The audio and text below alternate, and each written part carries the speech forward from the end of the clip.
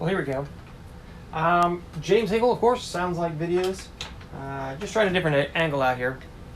So, what we know so far, a few announcements. Let's start with yesterday's news that came out. I'm just going to put that down. That might be a little annoying. So, here we go. Go home there. Yes. Yesterday's news. Misha, 2-page document to come out that explained what they're going to do with schools that are doing virtual instead of in class. It was a couple months ago. No, it was last month. Misha released an 8-page statement that basically outlined how returning to school and playing sports was going to work. And one of the things that was in there, it was very clear that if you weren't in school, if it was like all virtual, then you couldn't have sports. They have gone back and revisited that issue, and quite frankly, it looks like because so many schools were going to be virtual, especially towards the larger populations areas, that they went ahead and granted relief to those schools so that they could go ahead and play. I've done many vlogs about this very subject, and how the rural schools like Clinton, Osceola, Lakeland, Appleton City, Urick, well, not Urick yet, it would be part of Sherwood, Windsor, and all these smaller schools, Leeton, let's try to get everybody in there, would have an advantage because we're so much smaller that the spread of this virus would spread slow enough that it won't impact us as much, and that since all the schools have measures in place now that they can handle this. So that being said, the larger schools, because of the large populations and the fact that the virus can spread a little quicker, they would probably have to sports a lot quicker. This would cause chaos because from week to week, a lot of these schools wouldn't know if they were even going to have games. That is one of the situations I know that they were looking at.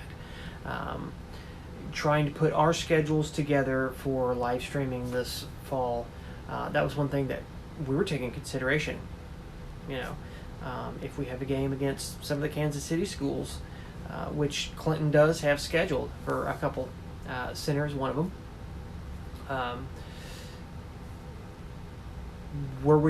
Should I even put that on the schedule? Because by that time in the season, I was just like, there's a good chance that it could have been shut down. But Misha went and addressed this issue, and thankfully they granted relief to these schools. So everybody gets to play. Everybody in the state. That's awesome. That's exactly what a lot of us wanted.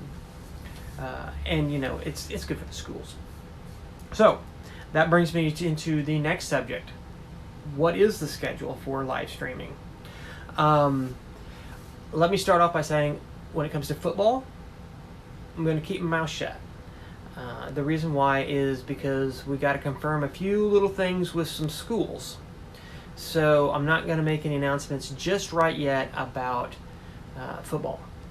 But I can tell you, for all those volleyball fans and then also soccer fans, that we are going to be covering those sports. Clinton, Lakeland, Osceola, and then even some Appleton City is our plan. Not unless by some chance the school goes, we got this covered, which could happen throughout the season. I know a lot of schools are looking at different ways to handle their sports, and that's definitely been one of them.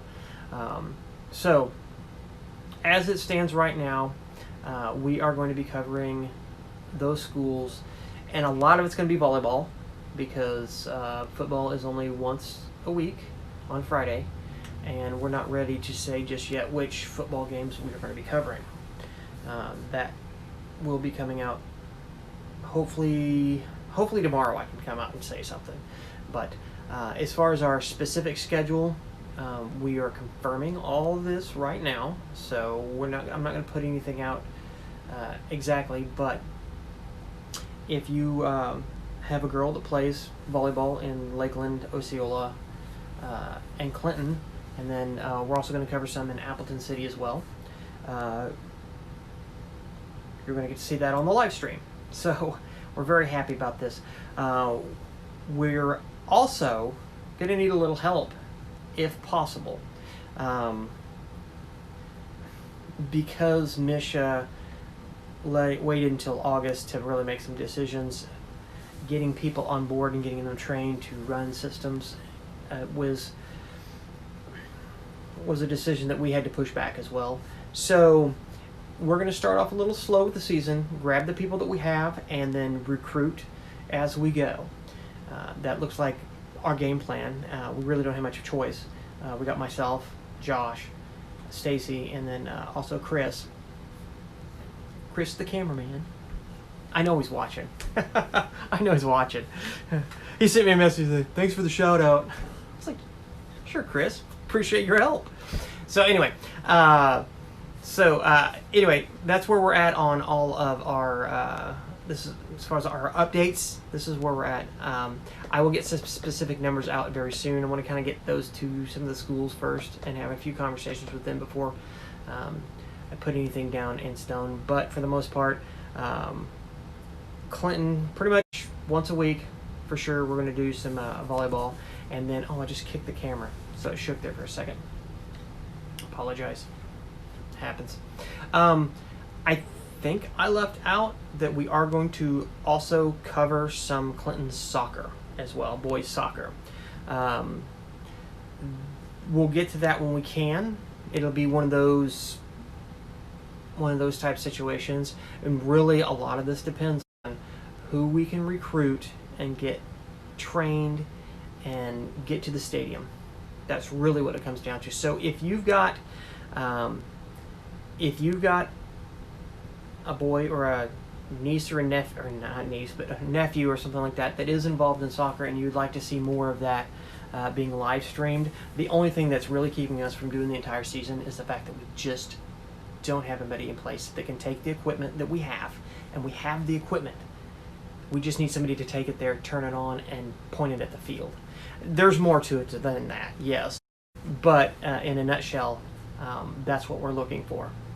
So I'm going to go ahead and ask, please take this information and share it.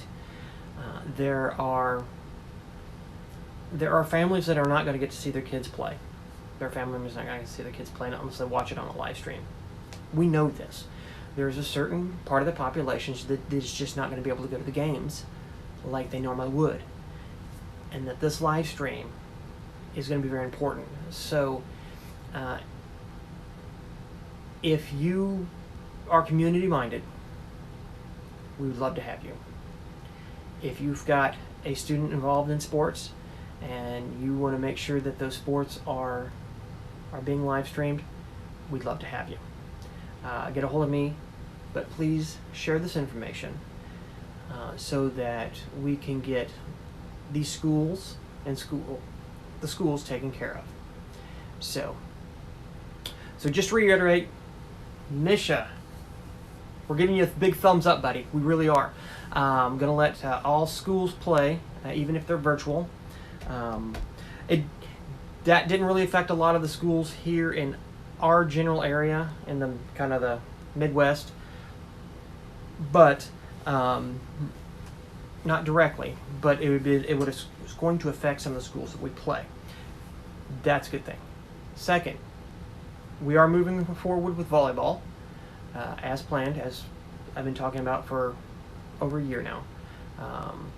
The schools that we're planning on covering, and we're going to spread out. Yes, it's going to be difficult, and we're going to spread out. It will be Clinton, Lakeland, Osceola, Appleton City. I know that there's a certain parent out there specifically that wants Windsor sports. I did contact the AD over there about their internet capacities, and they don't have any internet at the football field. So that is one of the things that we've looked at as far as doing sports. If there's no internet access, then we can't live stream. We can do over cell signal, but if we can avoid doing that, we always try to avoid that, simply because it will drop, it will fail, not unless you're in a 5G area.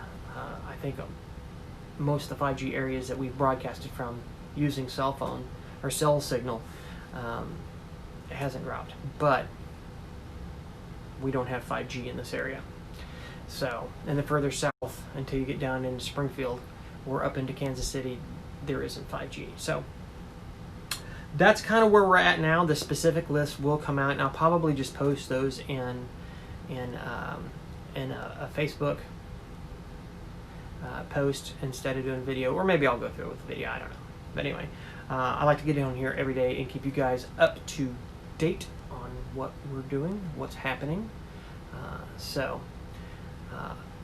This mission decision, I think it gives a lot of schools confidence that yes, we can move forward.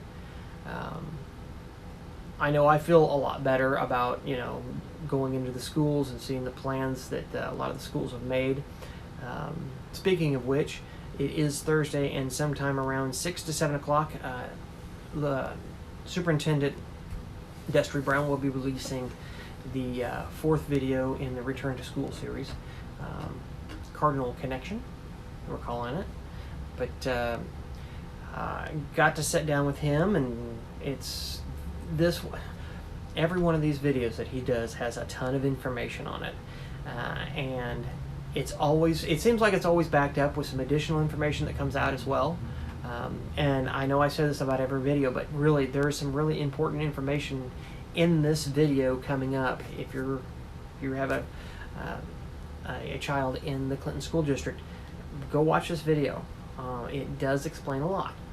It does explain a lot, and about the decisions that they've made and why. So I know that Destry and I have talked about this, and we're getting lots of great feedback from it. I'm glad that that's happening. People are definitely tuning in, so that's good. So anyway, I think that's all I got. Did a little review there. We're going to move forward. So, all right, I'll pop back on here some other time as soon as some information comes available. Hopefully it will all be good news. We always look for good news. So, James Eagle, Sounds Like Videos. See ya.